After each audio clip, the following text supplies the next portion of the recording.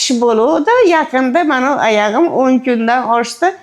O'zidan o'zi nima qizib, tindalarim orasi og'rib, achishib, juda kun bermadi. Rosa ham qiynaldim. O'sha o'tirsam ham og'riq boshlaydi, og'riq qoldiradigan ichaman. Qizdiradigan ichaman, qon aylantiradigan. Ular ham bir paslik endi. Keyin baribir og'rib qolaveradi. Ha, og'rib qolaveradi bir paslik. Baka bormasam bo'lmaydi. O'g'limga aytdi, olib bor, ayin doktorga olib bor. Men bayog'im tuzatib boraman, sen o'sha qon yo'llarini tekshirtirib kelgin dedi. O'sha yerda o'zida ham tekshirdi. Yo'q, yaxshi, suvaginga o'tmadimikin, yarar dedi. Yo'q, suvagimga o'tmabdi, doktorlar tekshirsa.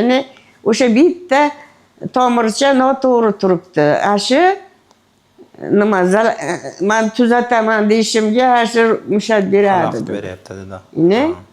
Xolajon, qayerdan keldingiz? Men Farg'ona oblast Kirgili rayonida. Kirgili rayonidan. Farg'ona endi hammasi. Ashuna bo'lib mana keldim. Keyin o'g'lim telefon qilib so'radiki, "Ashunaqa bitta tomir mashinada ketibdi, nimani orasiga, tomiriga aralashib" desa, endi oyoqda bitmayotgan bo'lsa, o'shani qilish kerak. O'shani tozalash kerak deydi doktor aka.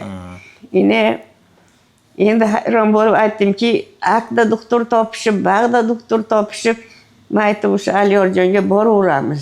Oldin bordingmi? Mana yaxshimi?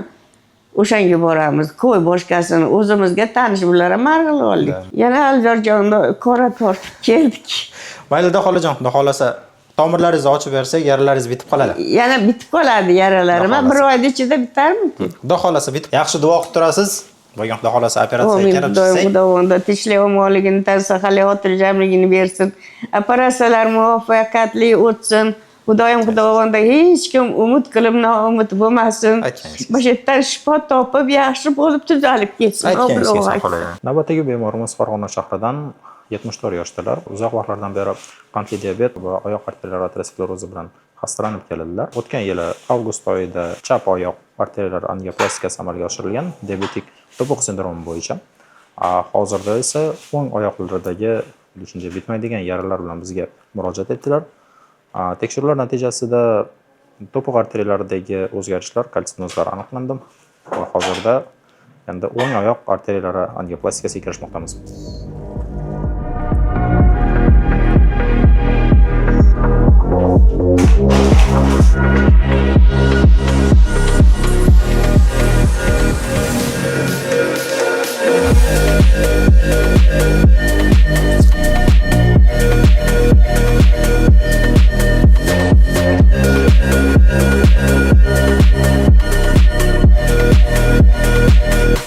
Amaliyotimizni muvaffaqiyatli yakunladik.